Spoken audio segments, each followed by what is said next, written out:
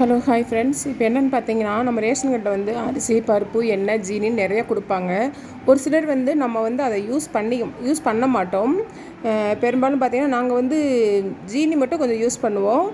மற்றபடி எதுவுமே யூஸ் பண்ண மாட்டோம். ஆயிலு, பருப்பு, அரிசி எதுவுமே யூஸ் பண்ண மாட்டோம்.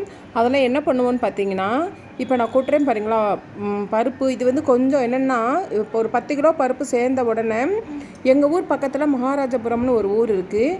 அங்கே வந்து சாது சித்தர்னு அவர் ஒருத்தர் மட்டும் கிடையாது, ஒரு குழுவாக இருந்து ஒரு 10-20 பேர் இருந்து அங்கேயே ஒரு இடத்துல சமையல் பண்ணி, அங்கே ஒரு அன்னதான கூடம் மாதிரி வச்சுருக்குறாங்க. அங்கேயே சமையல் பண்ணி எங்கள் ஊரை சுற்றி இருக்கிற எல்லா ஊர்கள்லையுமே வந்து இந்த ரோட்டோரங்களில் இருக்கிறவங்க, பிள்ளைங்க இருந்தும் வந்து அனாதை மாதிரி தனியாக வீட்டில் இருந்து சாப்பிட முடியாமல் கஷ்டப்படுறவங்க, அப்புறம் வந்து பார்த்திங்கன்னா ரொம்ப ஏழ்மையில் இருக்கிறவங்க, ஒரு வேளை சாப்பாடே இல்லாமல் இருக்கிறவங்க, சின்ன குழந்தைகள், ஊனமுற்றோர்கள், மாற்றுத்திறனாளிகள், அப்புறம் பார்த்திங்கன்னா இப்படி இந்த மாதிரி ரோட்டோவில் இருக்கிற பிச்சைக்காரங்க, இவங்களுக்கு எல்லாத்துக்குமே என்ன செய்வாங்கன்னா, அங்கே வந்து சமையல் பண்ணி அதை வந்து ஒரு பார்சல் மாதிரி போட்டு இலையில வச்சு கட்டி கிட்டத்தட்ட ஒரு நாளைக்கு வந்து பார்த்திங்கன்னா 200 300ன்னு சொல்லிட்டு பொட்டணமாக கட்டி ஒவ்வொருத்தவங்களுக்கும் ஒவ்வொரு இதாக காலையிலையும் மத்தியானமும் 2 வேளைக்கு சாப்பிட கொடுப்பாங்க.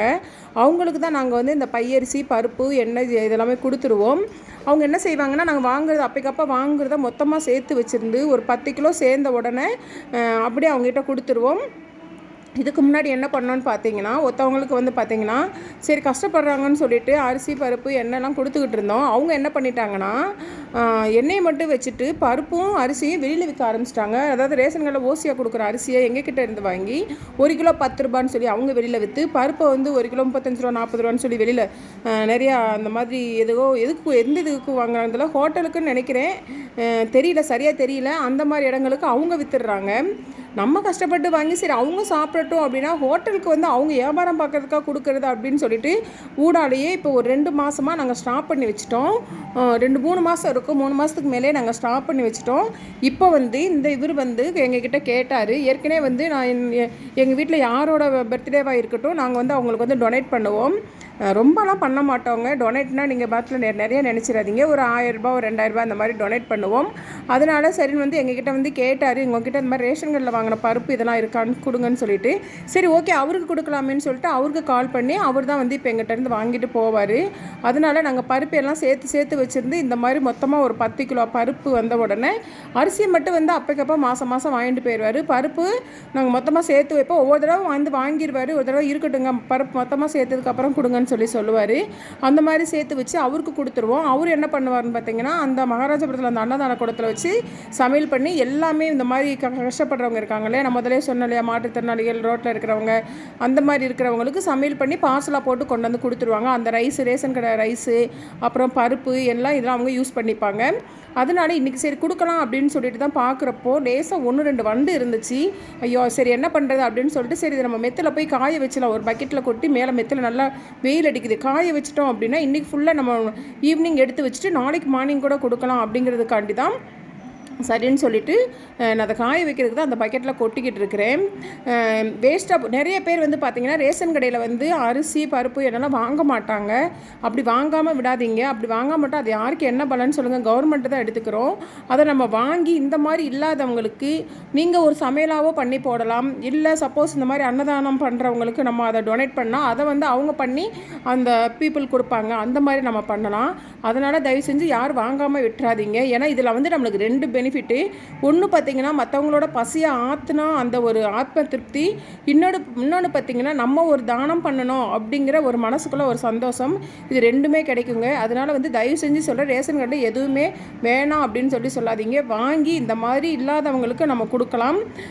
நாங்கள் முதல்ல ஃபஸ்ட்டுலாம் பார்த்திங்கன்னா வாங்காமல் இருந்தோம். அப்புறம் இப்போ ஒரு 1 இயருக்கு முன்னாடி வாங்கலை. சரி இப்போ தான் சரி அது எதுக்கு நம்ம வாங்காமல் விடணும் அப்படின்னு சொல்லிட்டு தான் இப்போ வந்து நாங்கள் வாங்க ஆரம்பிச்சிட்டோம். வாங்கி இந்த மாதிரி தான் பண்ணுறோம். நீங்களும் வந்து இந்த மாதிரி வாங்கி பண்ணுங்கள். இது வந்து நமக்கு மட்டும் இல்லைங்க, நமக்கு பின்னாடி வர சந்ததிகள் நாம் செய்கிற இதில் நம்மளுக்கு என்ன காசு ஆகிற போது சொல்லுங்கள். ரேஷன் கடையில் ஃப்ரீயாக கொடுக்குறது, ஏன்னா பருப்பு 30 ரூபாய், ஜீனி 30, ஒரு 60 ரூபா கொடுக்க போகிறோம். அரிசி வந்து நம்மளுக்கு ஃப்ரீயாக கொடுத்துட்றாங்க. இதை வாங்கி நம்ம இன்னொருத்தவங்களுக்கு நம்ம டொனேட் பண்ணுறதுனால நாம் மட்டுமல்ல, நமக்கு பின்னாடி வர சந்ததிகள் எல்லாமே வந்து நல்லா இருக்கும். அதோட பலனை வந்து அனுபவிக்குங்க. இப்போ பார்த்தீங்கன்னா மெத்துக்கு போயாச்சு. மெத்தில் நல்ல வெயில் சரின்னு சொல்லிட்டு நல்லா கீரை கூட்டி விட்டாச்சு. கூட்டி விட்டு பார்த்திங்கன்னா அந்த பருப்பெல்லாம் நல்லா வந்து தள்ளி விட்டோம் அப்படின்னா நல்லா காஞ்சிரும். இன்றைக்கி நல்லா வெயில் அடிக்குது. வெயில் அடிச்சோட ஒரு 4:30-5 மணி போல் எடுத்து திருப்பி வந்து அது பக்கெட்டில் போட்டு மூடி வச்சிட்டோம் அப்படின்னா நாளைக்கு மார்னிங் வந்து அவங்களுக்கு நம்ம சும்மா வீட்டில் இருந்துட்டு நம்ம கால் பண்ணாலே போதும், அவங்க வந்து எடுத்துக்குவாங்க. நம்ம கொண்டு போய் கொடுக்கணுங்கிற அவசியம்லாம் கிடையாது. ரெடியாக இருக்குது வந்து எடுத்துக்கோங்கன்னு சொன்னாலே போதும், அவங்களே வந்துடுவாங்க. ஏன்னா அவங்களுக்கு இதெல்லாம் வந்து காசு போட்டு வாங்குறது சிரமம் தானே. எத்தனை பேருக்கு அவங்க அப்படி கொடுக்க முடியும்? நம்ம வீட்டில் ஒரு 3 பேர் 4 பேர் சாப்பிட்றதுக்கே மாதம் 15,000-20,000 பட்ஜெட் ஆயிடுது. அத்தனை பேர் பசியாக அவங்க 2 பேரை பசி போக்கணும் அப்படின்னா அவங்களுக்கு எவ்வளோ பைசா ஆகும்? அதனால் இந்த மாதிரி இருக்கிறவங்கள்ட்ட வாங்கி அவங்க வந்து தானமாக பண்ணுறாங்க. இந்த மாதிரி உங்கள் ஊர் சைடு இருந்தாங்க அப்படின்னா அவங்களுக்கு வந்து நீங்கள் தானமாக பண்ணுங்கள். தயவு செஞ்சு எதுவுமே வேண்டான்னு மட்டும் சொல்லிடாதீங்க. நாங்கள் இப்படி தான் பண்ணுறோம். சப்போஸ் நாங்கள் யாருக்காவது எங்கள் அரிசி பருப்பு வேணான்னு சொன்னாலும் அவங்கக்கிட்ட இருந்து நாங்களே வாங்கி வச்சுப்போம். வாங்கி வச்சு நாங்கள் இவங்கக்கிட்ட கொடுத்துருவோம். இது வந்து எங்களுக்கு வந்து ரொம்ப மனசுக்கு வந்து ரொம்ப ஒரு ஆத்ம திருப்தியாக இருக்குது. இதில் நம்மளுக்கு பெருசாக ஒன்றும் செலவுலாம் ஒன்றுமே கிடையாது. நீங்களும் இந்த மாதிரி பண்ணுங்கள் ஃப்ரெண்ட்ஸ். இந்த வீடியோ பிடிச்சிருந்தா லைக் பண்ணுங்கள், ஷேர் பண்ணுங்கள், கமெண்ட் பண்ணுங்கள், மறக்காமல் சப்ஸ்கிரைப் பண்ணுங்கள்.